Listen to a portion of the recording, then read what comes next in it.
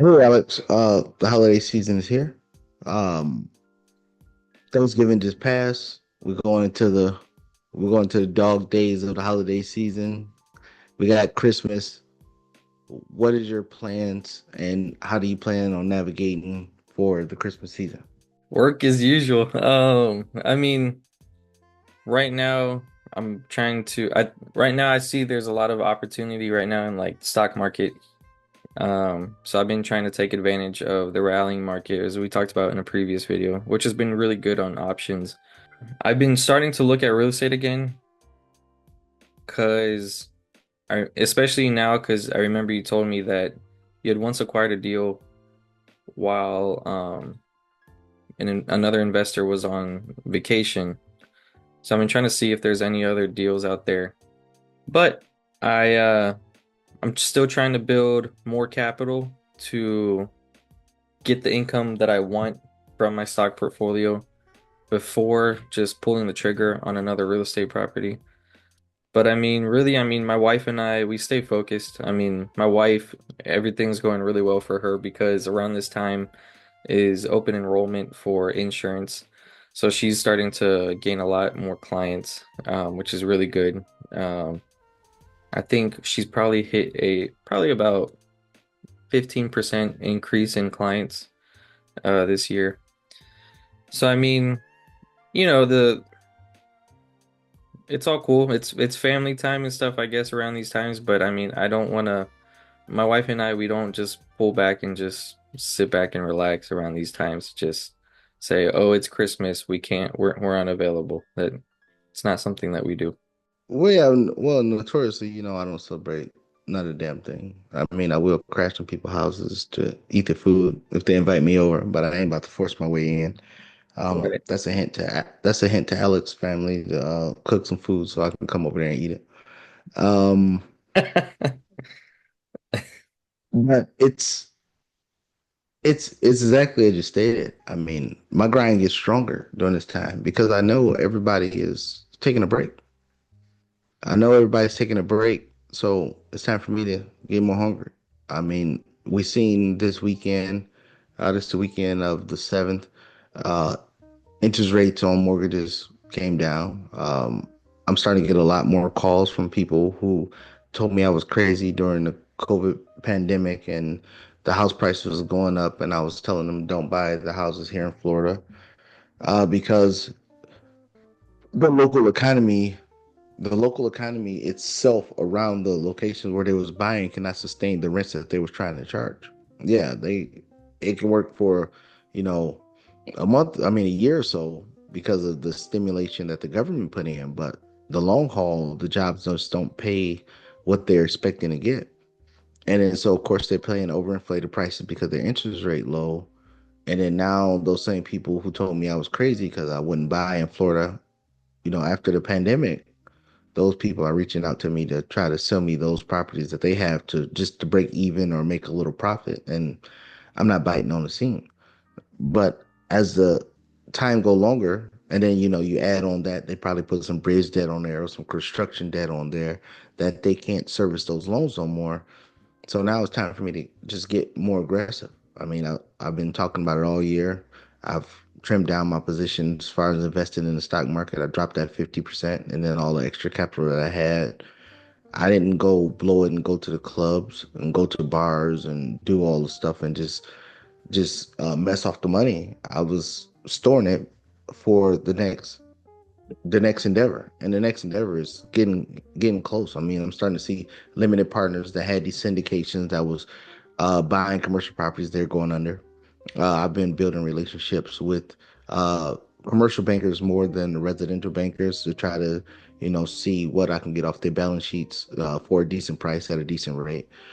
So those are things that I've been doing, just putting it in order. Like we always talk about, especially in the Discord, is you study history so you don't repeat it. But a lot of people don't study history, so they're repeating it. So now I'm taking advantage of this time of the same thing that people that took advantage in the 1980s did when we had this stagflation type of economy where the prices are still up, incomes are not going up as much as prices, and deals still need to get done.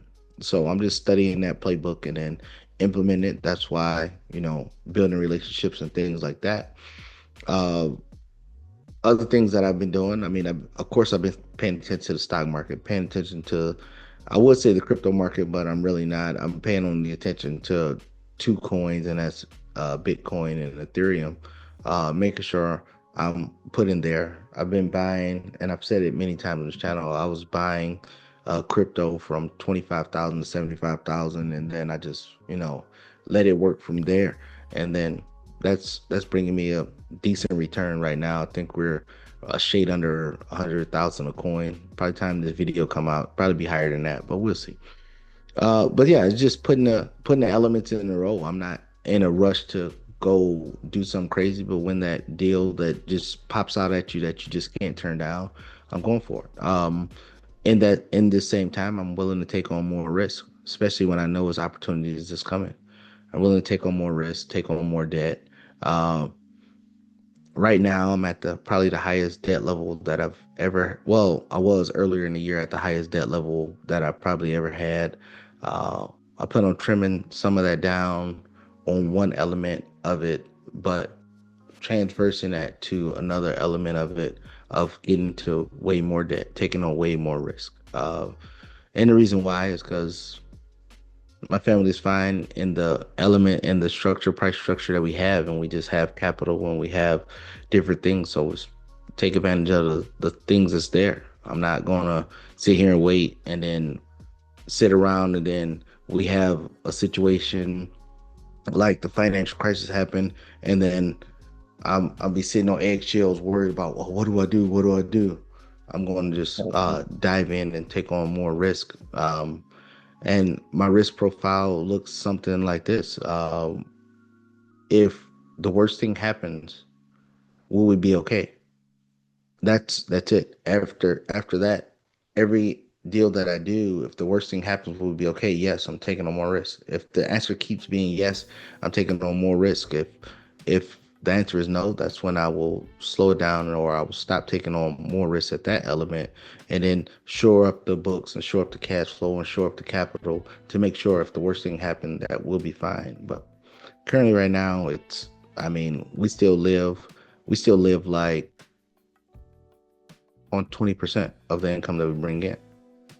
So with 20% income, and I know 20% of my income is way more than 100% of many, over 60% of the country's income. But that's that's the risk profile that I'm going to use going into 2025, 2026 is to take on more risk, especially if we get a downturn that's really dramatic. I want to take advantage of all of it, and then I'll weather the storm and then play it out on the other side. Yeah, I mean I think that's all that there is to it. I mean, right now, I mean, we it's just staying focused. It's just, looking at what's the next objective. As soon as you finish one, what's the next one? And closing in on the end of the year, we were able to get our out of work income, or outside of work income, is now 50% higher than what we need for expenses. So our income outside of work now, is above and can pay for our lifestyle. Still want to make that number, 300% or three times higher. But definitely another milestone for us. I mean, now it's cool to see that, what we've been doing for these past 5 years has now led us to the point that, we don't have to feel as though we depend on the jobs that we're working at. So um, that was a goal of mine, to try and reach this year. That was accomplished. Um, the next one is just, still acquiring, uh, still building the portfolio on the stock market to hit a certain income point there, and then shifting back into real estate to develop and, get another property, another income on that side. Trying to keep things spread out so that if one market's hit, I'm not completely affected. I still have income coming from other sources. And then, we've been working on the entity structure and all that. So it's just, staying focused on, the objective, just trying to build more and grow more. All that being said, please like, subscribe, tune in to the craziness that me and Alex talk about. Hopefully, this information helps you to give you a mindset of what what you have to get to where you want to be. I mean, it all starts with the mindset. The mindset, if your mindset don't change, then you are where you are. Always remember the reason why you're in the situation you are is all the decisions you made up to this point. You got to change your mindset and change the decisions that you make to get to where you need to go. With all that being said, y'all have a good one, and we see you in the next video.